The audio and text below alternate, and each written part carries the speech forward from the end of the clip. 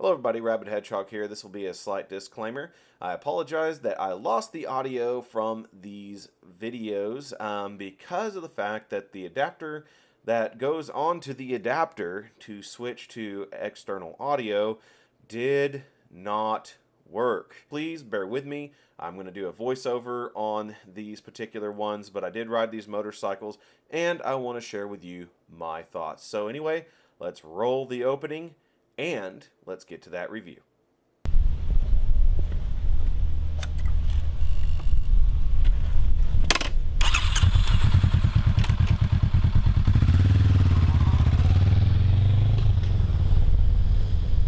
What's up, everybody? This is the Rabid Hedgehog, and this is going to be my ride and review of the 2019 Harley-Davidson Softail Slim. Now, this motorcycle is the third in line in the Softail series, so you have the Street Bob, the Lowrider, and followed by this one, this Softail Slim. This motorcycle is different from those two in that it's the first one with the FL front end, meaning it has the inverted large diameter fork and floorboards for the forward control surfacing. It also has a little bit different type of approach, is that you sit inside this bike with a very low seat height, being the 25.5 inch with weight on it, or 26 inches without any weight from the ground seat. So that is a much lower bike than a lot of them out on the market. It is over an inch lower than its other brothers, basically, because they're around 27 inches and above when it comes to the other Softail models. Now, when it comes down to the pricing, this one starts at $15,949, with the color option making $16,349. ABS adds $795, and freight adds $390, making this motorcycle a grand total of around $17,534 out the door if you had all the options. Now, this one does not have the mini apes or the digital clock. It has the traditional console style speedometer gauge and lighting. So you have on the bottom end, you have your regular speedometer, you have fuel as well, fuel gauge, I should say, digital. You have a clock, you have your two trip odometers, regular odometer, reserve fuel, and your tachometer. And then, of course, you have your turn signals, you have your oil light, your neutral light, your service engine light, and then inside the cluster, you have your ABS warning light, your security warning light, the TPMS light for the future, and some other things in there as well. And since this has the larger gas tank, you'll see that it has the twin caps on top, left one not being functional whatsoever, just there for design, right one's where you put the gas in. And like I said, you have that different position altogether with the beach bars, the forward mounted controls, and the low seat, making this bike absolutely more comfortable than the Street Bob. Now, the other thing that you're going to get is that this one does weigh a smidge more than the Street Bob, whereas the Street Bob is 653 pounds in running order. The Softail Slim is 671 pounds in running order. Of course, most of that being that it has the bigger fuel tank capacity versus the Street Bob. Now, both of these engines are the Milwaukee 8 107. They both provide very adequate power for this particular frame. It has 110 foot-pounds of torque, roughly 84 horsepower.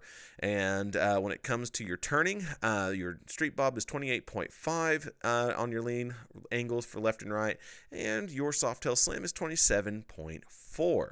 So not too far away. And the fact that it does have the floorboards, yes, it does touch down a little bit faster than the Street Bob, but it doesn't touch down as fast as the old Softail Slim. That old Softail Slim was much heavier than this one, and every time you even thought about turning, you were dragging a floorboard into the ground because that chassis was much lower and not as capable as the new monoshock chassis for the Softails.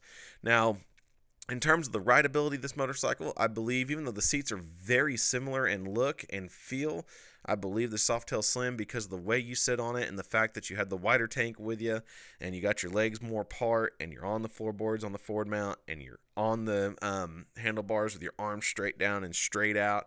Your wrists don't really have too much bend to them. It's just a very good rider's triangle, very comfortable. The chassis, like I said, is actually flickable for such a big bike.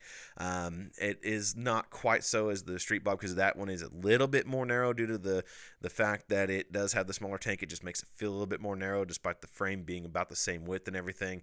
It's just that this bike rides so much better than the Street Bob. It's designed to soak up the miles because it does have that bigger diameter fork. It does have the much meatier wheels as well. They're both the wire lace wheels, but this one's got the thick tires on it. It doesn't have the thinner tires that the Street Bob does. So with all that combined, this particular motorcycle soaks up the bumps much, much better than the Street Bob. And then this one you can, of course, outfit with a windshield. You can outfit with saddlebags, sissy bar with luggage rack, and you can get this one to be a light tourer, and you're going to enjoy riding this one much more because the seating position is more relaxed and definitely more cruiser-like. I do not like the aspect of the miniature apes with a mid-mount. That has never made sense to me. You always want a forward mount if your arms are in the air because the geometry doesn't feel right when your legs are below you and your arms are near your shoulder level or higher. That makes no sense at all. You want to be cruising, so you want that to be where your arms and the legs match, and this one does that. Yes, it's a lower bar, but it's still comfortable. It still doesn't put any weight on the wrist or anything like that, and it's very easy to control the motorcycle. Also, with those bars being low and wide, you do have very good visibility out of the mirrors. So each mirror, as you can see in the video, counterbalanced engine makes those pictures behind you much clearer, so you can see what's coming behind you and you can see what's around. So you have very good visibility off this motorcycle. You barely get any of your elbow into the mirrors, if you get any at all. It depends on how wide you are. Personally, since I am a bit of a bigger person, sometimes I can see my elbows in those mirrors, but still I have a very good view of the lanes around me and behind me. And I also love how clean this motorcycle is. It definitely it just has the clutch coming off of the front of it and the brake cable. That's the only two cables kind of really out there in the wind. Everything else is tucked in neat and clean with the throttle by wire going through the handlebars, and then also just being tucked in there very nicely.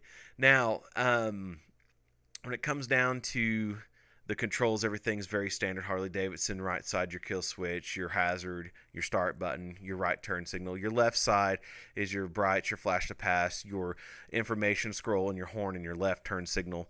Clutch actuation, of course, is cable only. It is not anything fancy, so you don't have to worry about the recalls Harley-Davidson always has on its hydro clutches. It's just cable operated. It snaps up much faster than the hydraulic operated ones, where it's about halfway through travel versus right at the end of the travel of the clutch. And the feeling on the bike is awesome with the ride by wire technology as well. Very one-to-one. You move that that throttle in any way and it picks up immediately. You have very good engine response, very good fueling, no misses or anything like that. So it's a very well put together package. So comparing this to the Street Bob, this is a bike that deserves to be in Harley-Davidson's line, whereas the Street Bob feels like a parts bin engineered, lesser grade motorcycle, to be honest, that can be removed from the lineup. Harley-Davidson's suffering here, and part of it is because they do not have any sort of diversity in their model lineup. So to be honest, when you have the lowrider right there with the Street Bob, which has the lower handlebars and the mid-mounts, and most people like that feeling a lot better, the lowrider makes sense. And then you have this bike with the floorboards and the lower bar and the big front end and big tires, and you're spread out like a cruiser. This one deserves to go down in price. It doesn't need to be more expensive than the lowrider. It needs to be less expensive. It's a more simple motorcycle. It's a very simplistic machine.